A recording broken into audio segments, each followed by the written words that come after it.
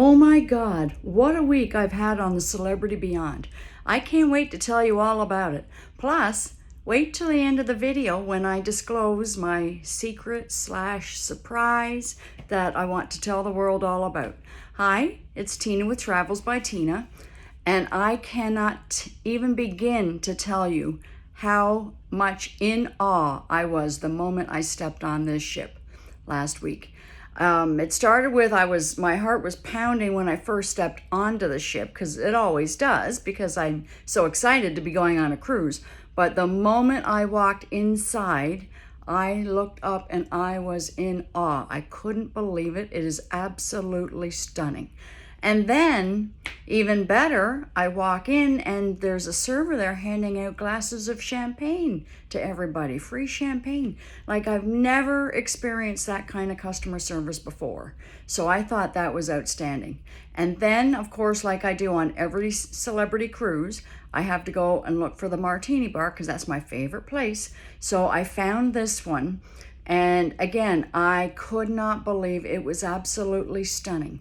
Now, unlike the Reflection where it's kind of tucked off to the side on deck 5, this time it's on deck 3 and it's right spank in the middle of what they call the Grand Plaza. It's kind of like an atrium and it's actually 3 levels. So it is stunning, absolutely beautiful, and the entertainment there at night is like second to none. It's my favorite place on a celebrity cruise, but it's even better on this one because it's bigger and there's more people and there's seating all around it, and people will wait there all night. They do their presentations at 6 o'clock and 10:30 every night. So people will wait for the presentations. That's how much fun it is. And I did get a video of that, so make sure that you watch it.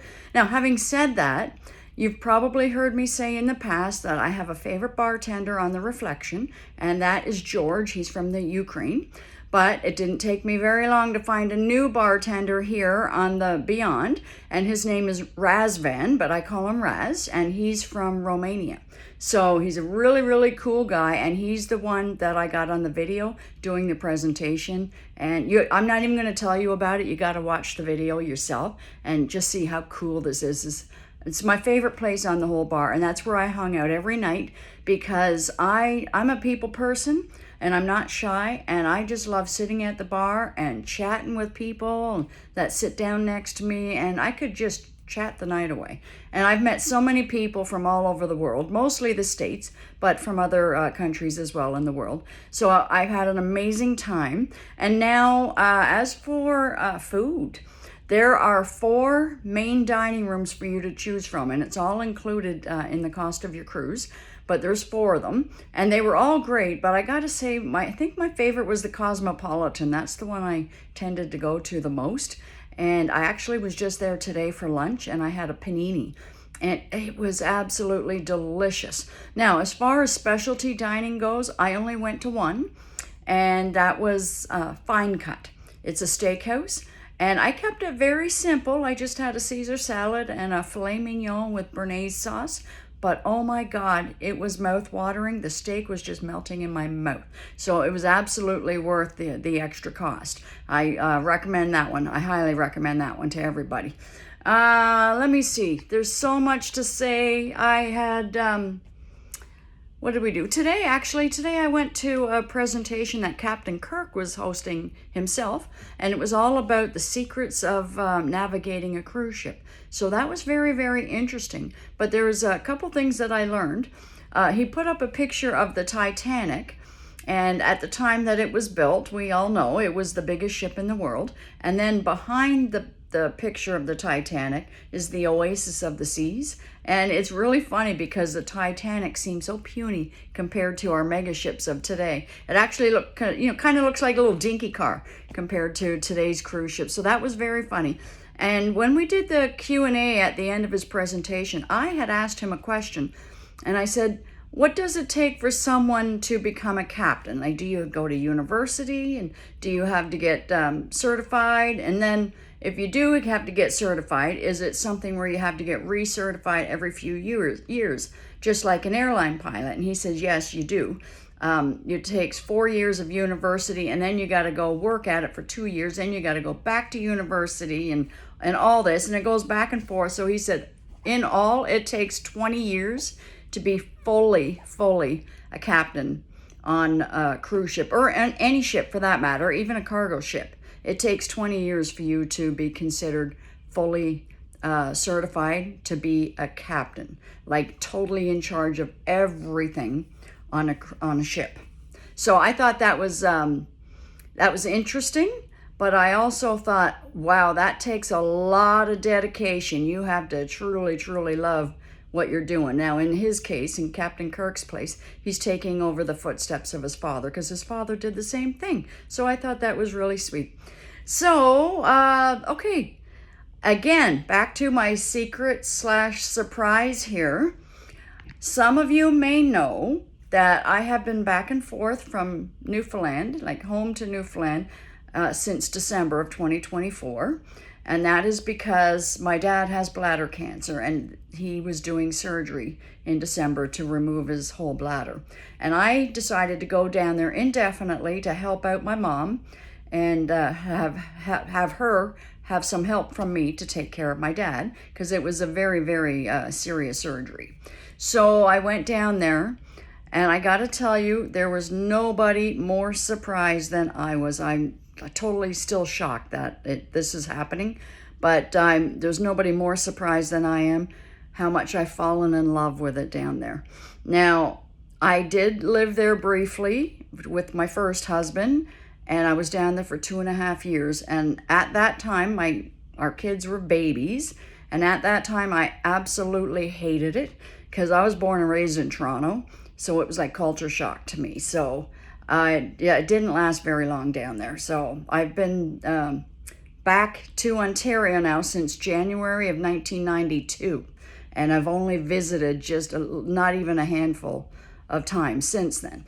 So when I went down in December, I was totally shocked to discover how much I'm loving it. Everybody was making me feel welcome. Everybody still remembered me, and the best part is I accidentally came across who was my best friend when I lived down there with my first husband.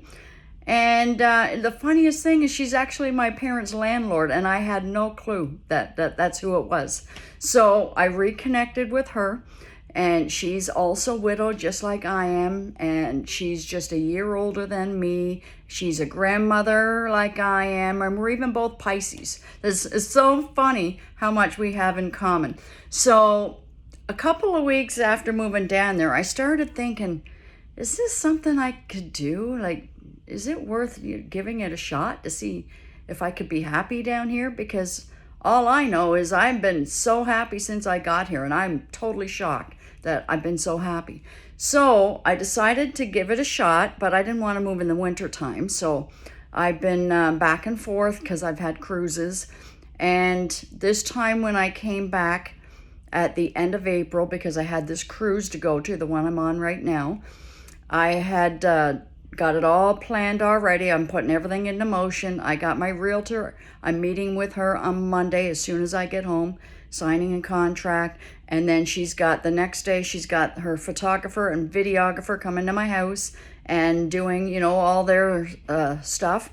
And then the day after that is, or a day or two after that, it's going to be officially listed on realtor.com. So I am actually officially moving.